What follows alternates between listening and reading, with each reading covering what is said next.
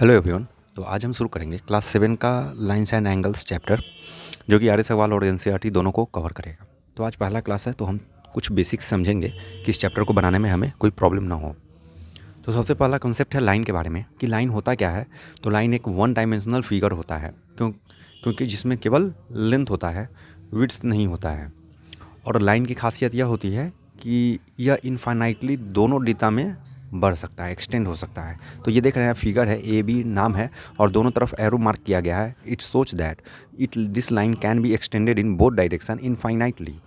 और अगर लाइन को हम लोग लिखने के क्रम में शॉर्टली रिप्रेजेंट करें, शॉर्ट में, तो कैसे रिप्रेजेंट कर सकते हैं? तो इस प्रकार से ए बी हम इसका नेमिंग किए हैं और उसका ऊपर में ये सिंबल लगाना है।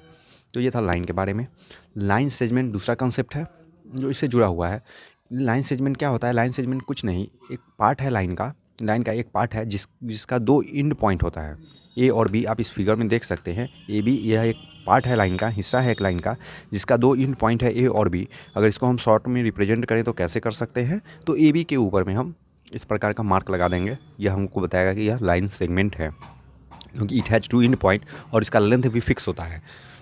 तीसरा चीज़ है रे। रे क्या है? तो एक पार्ट ऑफ लाइन है जिसका वन एंड पॉइंट होता है और एक तरफ से हम इसको इनफाइनाइटली एक्सटेंड कर सकते हैं। जैसे इस फिगर में आप देख सकते हैं कि ओ ए एक रे है, ओ एक फिक्स्ड पॉइंट है, जबकि ए की ओर हम इसको इनफाइनाइटली एक्सटेंड कर सकते हैं। इसको अगर शॉर्ट में हम लिखें तो किस प्रकार से लिख सकते हैं? इस प्रकार से लिख सकते हैं। तो ये था लाइन सेगमेंट, रे। अब आगे हम एंगल के बारे में पढ़ेंगे, उसके टाइप्स के बारे में पढ़ेंगे। अब हम एंगल के बारे में पढ़ेंगे। एंगल क्या होता है? तो angle is formed when two rays meet at a common point called vertex. Means जब दो रे एक कॉमन पॉइंट पे मिलता है तो एंगल बनता है। जैसे अगर ओ ए एक हम रे ले लिए और ओ बी दूसरा रे ले लिए, ये दोनों रे एक कॉमन पॉइंट पर मिला जो कि वर्टेक्स हुआ, इसी को एंगल बोलेंगे। दो रे के मिलने से भी और दो लाइन के भी मिलने से एंगल बनता है, लेकिन दोनों का एक कॉमन पॉइंट होना चाहिए। यहीं पे हम लोग इसी को कॉमन पॉइंट को हम लोग वर्टेक्स बोलते हैं। एंगल का नेमिंग हम कैसे कर सकते हैं? तो किसी एक इंड से शुरू करेंगे। अगर ए से शुरू करते हैं तो एंगल का नाम क्या हो जाएगा? Angle A O B. ये सिंबल है एंगल को रिप्रेजेंट करने के लिए, लिखने के लिए। अगर हम इस छोर से भी नाम शुरू कर सकते हैं, एंगल बी ओ ए। तो इस प्रकार से हम एंगल का नेमिंग करते हैं। जहाँ पे वर्टेक्स होता है उस पॉइंट को हम हमेशा बीच में रखते हैं। तो ये था एंगल के बारे में। आगे टाइप्स ऑफ एंगल को डिस्कस करेंगे, उसके बाद फिर प्रॉब्लम को सॉल्व करेंगे। तो अब हम देखेंगे सर्टेन टाइप्स ऑफ एंगल्स। तो पहला है एक्यूट एंगल। आप देख रहे हैं कि एक्यूट एंगल ये है फिगर, और इसमें क्या होता है, जो एंगल है उसका वैल्यू 90 डिग्री से कम होता है। फिगर से ही आपको पता है, क्योंकि जब एक स्ट्रेट लाइन पे दूसरा स्ट्रेट लाइन पड़ता है तो 90 डिग्री पड़ता है, और इससे कम हमको दिखाना है तो ये दिखाएं। तो ये जो एंगल बना, ये एक्यूट एंगल बना। तो यही एक्यूट एंगल में अगर x डिग्री एंगल है तो ये 90 से कम होगा इसका वैल्यू एक्यूट एंगल में। राइट एंगल पता है सबको कि 90 डिग्री होता है। यहाँ पे x डिग्री का वैल्यू क्या होगा? 90 डिग्री। मीन्स एंगल 90 डिग्री के बराबर होता है। ऑब्ट्यूस एंगल क्या होता है? इसमें 90 डिग्री को क्रॉस कर रहा है, मीन्स 90 डिग्री से ज़्यादा हो रहा है। ये देख रहे हैं आप, 90 डिग्री है और इससे ज़्यादा हो जा रहा है, मीन्स ये हो जा रहा है 90 से ज़्यादा हो रहा है, मीन्स 90 प्लस है वैल्यू। तो वैसा एंगल जिसमें 90 डिग्री से ज़्यादा हो जिसका वैल्यू, और 180 से कम हो, वो ऑब्ट्यूस एंगल हो गया। स्ट्रेट एंगल आप देख रहे हैं कि क्या है? 180 डिग्री है। तो स्ट्रेट एंगल का वैल्यू क्या होता है? 180 डिग्री होता है। रिफ्लेक्स एंगल क्या हो गया? मीन्स वैसा एंगल जिसका वैल्यू 180 से ज़्यादा हो और 360 से कम हो, वो हो गया रिफ्लेक्स एंगल। कंप्लीट एंगल क्या हो गया? नाम ही है कंप्लीट एंगल, मीन्स पूरा सर्कल कंप्लीट कर रहा है। तो ये वैसा एंगल होते हैं जिनका वैल्यू 360 डिग्री होता है। आगे हम कम्प्लीमेंट्री और सप्लीमेंट्री एंगल्स के बारे में देखेंगे। तो अब हम जानेंगे कम्प्लीमेंट्री एंगल्स के बारे में। कम्प्लीमेंट्री एंगल्स क्या होते हैं? वैसे दो एंगल जिनका सम 90 डिग्री है उनको हम लोग कम्प्लीमेंट्री एंगल्स बोलते हैं। अगर सपोज कि दो एंगल दे दिया है, एक्स डिग्री और वाई डिग्री, एक्स डिग्री और वाई डिग्री, कहा कि एक्स 60 डिग्री है, वाई का वैल्यू निकालो, और दोनों कम्प्लीमेंट्री हैं, या वाई कम्प्लीमेंट्री है एक्स का, तो हमको पता है कि कम्प्लीमेंट्री एंगल का सम क्या होता है? 190 डिग्री होता है। तो x degree plus y degree is equal to 90 degree. तो यहाँ से हम वाई का वैल्यू इजीली निकाल सकते हैं, क्योंकि एक्स का वैल्यू हमको दे दिया गया है, वाई का वैल्यू निकालना है। तो हम लोग क्या कर सकते हैं? Y is equal to 90 degree minus 60 degree is equal to 30 degree. Means simple हमको ध्यान में ये रखना है कि कम्प्लीमेंट्री एंगल्स वैसे एंगल्स का पेयर है जिनका सम 90 डिग्री होता है, इनमें आपको एक एंगल दे दिया जाएगा और दूसरा एंगल निकालने के लिए कहा जाएगा, तो आप इजीली निकाल सकते हैं। ठीक इसी की तरह सप्लीमेंट्री एंगल्स होते हैं। Supplementary angles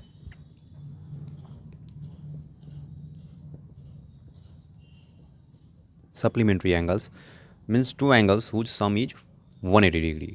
Two angles whose sum is 180 degree means जिनका सम 180 डिग्री होता है। अगर सपोज पहला एंगल x है, दूसरा एंगल y डिग्री है और इन दोनों को ऐड किया जाए 180 डिग्री होगा, तो ये सप्लीमेंट्री एंगल हो गए।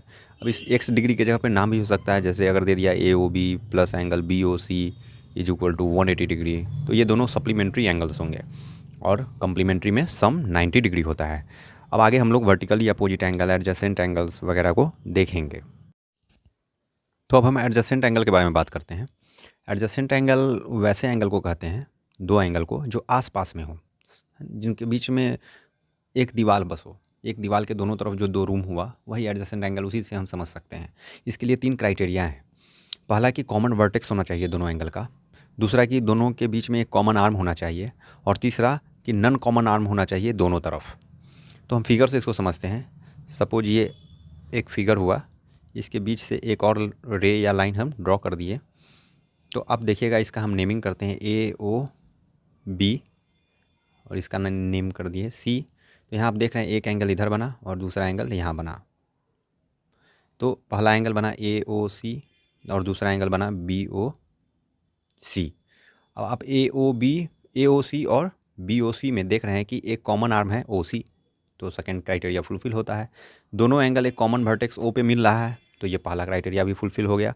और तीसरा कह रहा है कि दोनों एंगल में एक नॉन कॉमन आर्म होना चाहिए, मीन्स वैसा आर्म जो दोनों शेयर न करता हो। तो AOC का जब आप नाम लेते हैं तो OA एक वैसा आर्म हो गया जो BOC में नहीं है, और जब आप BOC बोलते हैं तो OB एक ऐसा आर्म हो गया जो AOC में नहीं है। तो एक नन कॉमन आर्म तो दोनों तरफ निकल गया। इसलिए इन दोनों एंगल को, किन दोनों एंगल को, AOC और BOC को हम लोग एडजेसेंट एंगल बोलेंगे, मीन्स वैसा एंगल जो अगल बगल में हो, आसपास में हो। तो ये था एडजेसेंट एंगल। आगे हम लीनियर पेयर को समझेंगे कि लीनियर पेयर क्या होता है। हम लीनियर पेयर की बात करते हैं तो लीनियर पेयर में हमको पता है कि दो एंगल का सम 180 डिग्री होता है। x degree plus y degree is equal to 180 degree. दो एंगल जिनको हम लोग सम करें तो 180 डिग्री हमको वैल्यू प्राप्त हो जाए। लेकिन इसमें भी 2 क्राइटेरिया है। पहला क्या कि एडजेसेंट एंगल्स होने चाहिए, दोनों एंगल एडजेसेंट होना चाहिए, मीन्स अगल बगल का होना चाहिए। एडजेसेंट एंगल का क्या क्राइटेरिया है हम लोग देख चुके हैं पहले। और दूसरा क्या कि नॉन कॉमन आर्म्स जो होते हैं वो अपोजिट रेज होने चाहिए। नॉन कॉमन आर्म्स जो होंगे, या आर्म्स को आप साइड से भी समझ सकते हैं, आर अपोजिट रेज, वो अपोजिट होने चाहिए, अपोजिट रेज होने चाहिए। अब इसको हम फिगर से समझते हैं। अगर सपोज ये एक स्ट्रेट लाइन है, इस स्ट्रेट लाइन पर एक लाइन और पड़ा, दो एंगल का निर्माण हुआ, एक इधर और एक इधर, ये और ये, इसको हम x मान लेते हैं, इसको y मान लेते हैं। और हम देख रहे हैं कि एंगल x जो है y के एडजेसेंट है, या इसका हम नेमिंग भी कर देते हैं अच्छे से समझने के लिए, AOBC। तो आप देख रहे हैं कि एंगल AOB एक बन रहा है जो कि x डिग्री भी है, और एंगल AOC बन रहा है, AOC जो कि y डिग्री है। आप देख रहे हैं कि एंगल AOB और AOC दोनों एडजेसेंट है, क्योंकि एक कॉमन आर्म है दोनों के बीच में, एक ही वर्टेक्स पे मिल रहा है।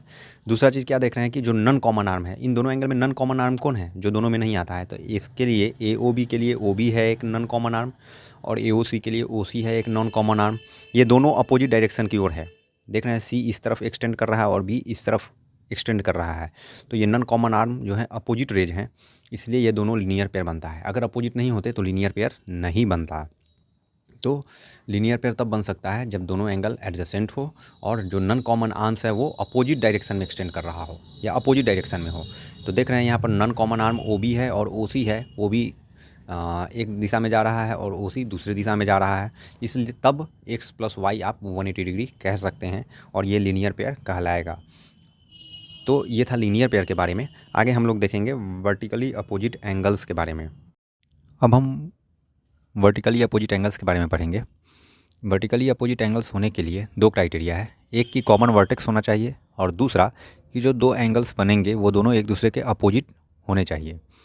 तो वर्टिकली अपोजिट एंगल्स होता क्या है, तो जब 2 लाइन इंटरसेक्ट करता है एक दूसरे को, ये रहा पहला लाइन और ये रहा दूसरा लाइन, दोनों एक दूसरे को इस बिंदु पे जो कि ओ है यहाँ पे इंटरसेक्ट करता है।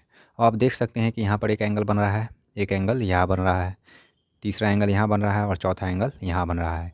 अगर इसका नाम हम एक्स रख दें, इसका नाम वाई रख दें, इसका नाम अगर ए रख दें और इसका नाम बी रख दें, तो आप देख सकते हैं कि एक्स और वाई का एक कॉमन वर्टेक्स है।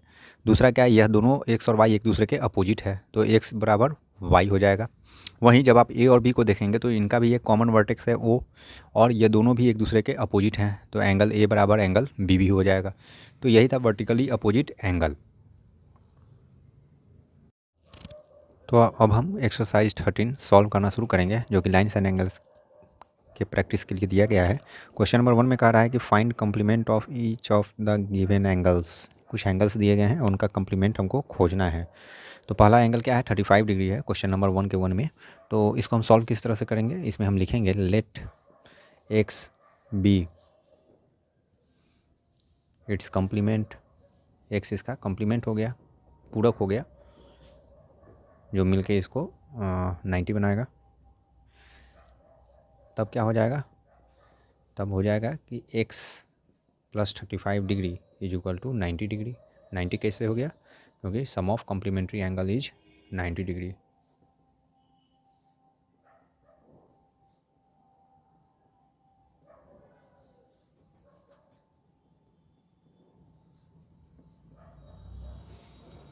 जब x plus 35 degree is equal to 90 हो गया, तो x इज इक्वल टू क्या हो जाएगा, 90 डिग्री माइनस 35 डिग्री। जब इसको आप घटाएंगे तो क्या हो जाएगा, 55 डिग्री। ये हुआ आंसर पहला के 1 का। अब क्वेश्चन नंबर 1 के 2 को सॉल्व करेंगे। Again same question. Question number 2 में हमको कितना डिग्री दिया गया है, 47 डिग्री दिया गया है। अगेन कह रहा है कि कॉम्प्लीमेंट फाइंड करो, तो हम लिख सकते हैं let x be its complement. Let x be its complement, then क्या हो जाएगा, x plus 47 degree is equal to 90 degree. Again same reason, sum of complementary angle is 90 degree. अब x का वैल्यू जब हम कैलकुलेट करेंगे 90 डिग्री माइनस 47 डिग्री, जब इसको आप सब्ट्रैक्ट करेंगे तो वैल्यू आएगा 43 डिग्री।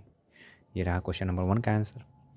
इसी प्रकार से हम आगे क्वेश्चन नंबर 2 को सॉल्व करेंगे। तो क्वेश्चन नंबर 2 में कह रहा है कि find the supplement of following angles. हमको कुछ एंगल्स दिए गए हैं और उनके सप्लीमेंट को हमको ढूंढना है। तो क्वेश्चन नंबर 2 के 1 में हमको जो वैल्यू दिया गया है 80 डिग्री, और कह रहा है कि इसका सप्लीमेंट खोजिए।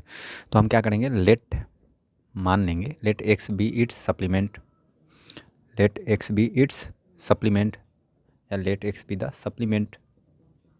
एक्स इसका सप्लीमेंट हो गया, तब क्या होगा, देन हम जानते हैं कि सप्लीमेंट्री एंगल का सम क्या होता है, 180 डिग्री। तो x degree plus 80 degree is equal to 180 degree हो जाएगा। रीजन क्या होगा, चूँकि सम ऑफ सप्लीमेंट्री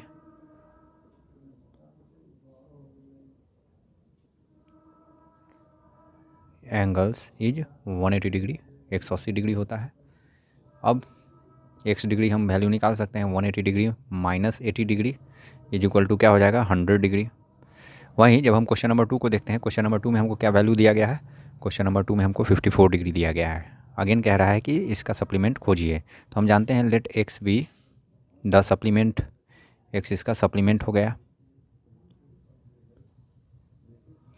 देन क्या हो जाएगा, x degree plus 54 degree is equal to 180 degree हो जाएगा।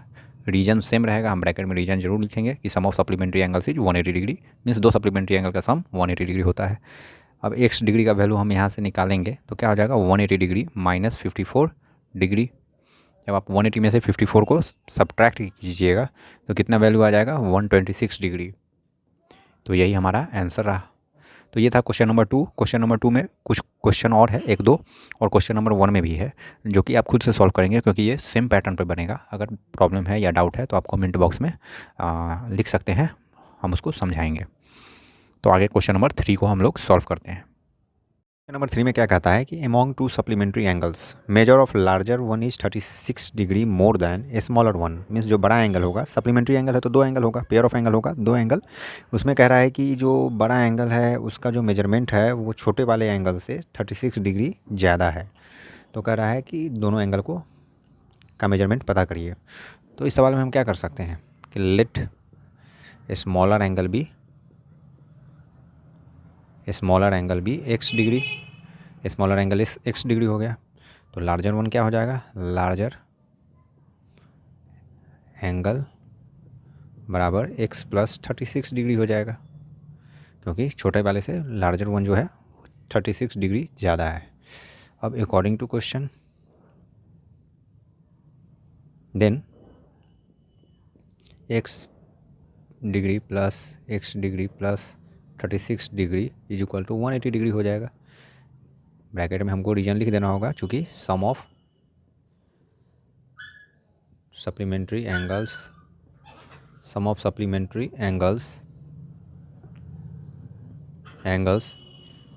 Is 180 degree. अब 2x प्लस 36 डिग्री क्या हो जाएगा, 180 के बराबर हो जाएगा। 2x इज इक्वल टू क्या हो जाएगा, 180 डिग्री माइनस 36 डिग्री हो जाएगा। फिर हम लिखेंगे 2x इज इक्वल टू क्या हो जाएगा, 180 डिग्री में से हम 36 डिग्री को सब्ट्रैक्ट करेंगे। तो जब हम सब्ट्रैक्ट करेंगे तो कितना आ जाएगा, 144 आ जाएगा। तो x इज इक्वल टू क्या हो जाएगा, 144 बाई में 2 दैट इज़ 72 डिग्री। तो 72 डिग्री हमारा क्या हो गया, स्मॉलर एंगल, क्योंकि स्मॉलर एंगल को हम x माने हैं। तो smaller angle is equal to x is equal to 72 degree. Larger angle क्या हो जाएगा, लार्जर एंगल जो होगा वो x प्लस 36 डिग्री होगा, इज इक्वल टू क्या हो जाएगा, 72 degree plus 36 degree is equal to क्या हो जाएगा, 628 73 10 108 डिग्री। तो ये हमारा आंसर हो गया। तो ये था क्वेश्चन नंबर 3। आगे हम क्वेश्चन नंबर 4 को सॉल्व करेंगे। क्वेश्चन नंबर 4 में कह रहा है कि find the angle which is equal to its supplement. वह एंगल निकालिए जो बराबर है अपने सप्लीमेंट के। जैसे ही सप्लीमेंट वर्ड आया तो हमको दिमाग में आ जाना चाहिए कि सप्लीमेंट्री एंगल मीन्स 180 डिग्री। दोनों एंगल का सम कितना होना चाहिए, 180 डिग्री होना चाहिए। तो हम पहला एंगल को मान लेंगे, let the required angle be x. Required angle क्या हो गया, x डिग्री हो गया। तो जब दो एंगल है, दो एंगल का सम, अगर मान लीजिए कोई दो एंगल है, दोनों एंगल का सम 180 डिग्री है, पहला एंगल को हम x मान लिए तो दूसरा क्या हो जाएगा, 180 डिग्री माइनस x। तो देन अदर सप्लीमेंट्री एंगल क्या हो जाएगा, देन अदर सप्लीमेंट्री एंगल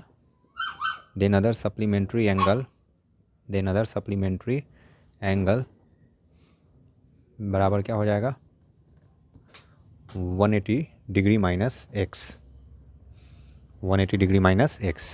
अब अकॉर्डिंग टू क्वेश्चन में क्या कह रहा है कि दोनों बराबर है, तो x is equal to 180 degree minus x हो जाएगा। अब x को इधर ले आएंगे आप, तो x plus x is equal to 180 degree हो जाएगा। 2x is equal to 180 degree हो जाएगा। तो x is equal to 180 by 2 हो जाएगा, दैट इज़ 90 डिग्री। तो ये हमारा आंसर हो गया। 90 डिग्री ही वैसा एंगल है, 90 plus 90 is equal to 180 degree. तो ये था क्वेश्चन नंबर 4। आगे हम क्वेश्चन नंबर 5 को देखेंगे।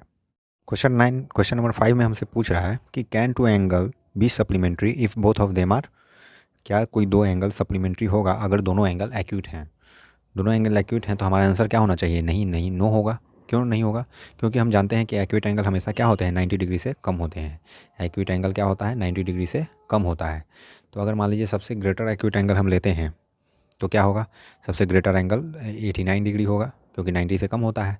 और 89 डिग्री दूसरा एक्यूट एंगल हम लेते हैं, इन दोनों को हम जोड़ेंगे तो क्या हो जाएगा, 9 9 18 8 8 16 178 डिग्री हो जाता है, जो कि 180 से कम है, क्योंकि सप्लीमेंट्री एंगल का सम कितना होता है, 180 डिग्री होता है।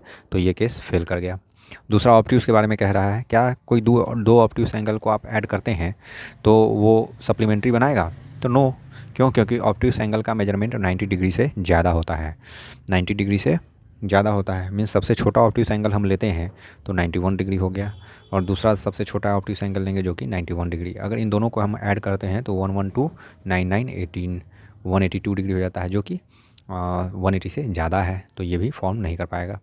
जब हम राइट एंगल की बात करेंगे तो इसका आंसर यस होगा। क्यों, क्योंकि राइट एंगल का मेजरमेंट फिक्स है 90 डिग्री। तो जब दो राइट एंगल को हम जोड़ते हैं 90 प्लस 90 तो हमारा सम क्या होता है, 180 डिग्री, जो कि सप्लीमेंट्री के बराबर है। तो ये था क्वेश्चन नंबर 1 to 5 का सॉल्यूशन। आगे के सॉल्यूशंस को देखने के लिए, समझने के लिए आप चैनल को सब्सक्राइब करें, वीडियो को लाइक करें। Thank you.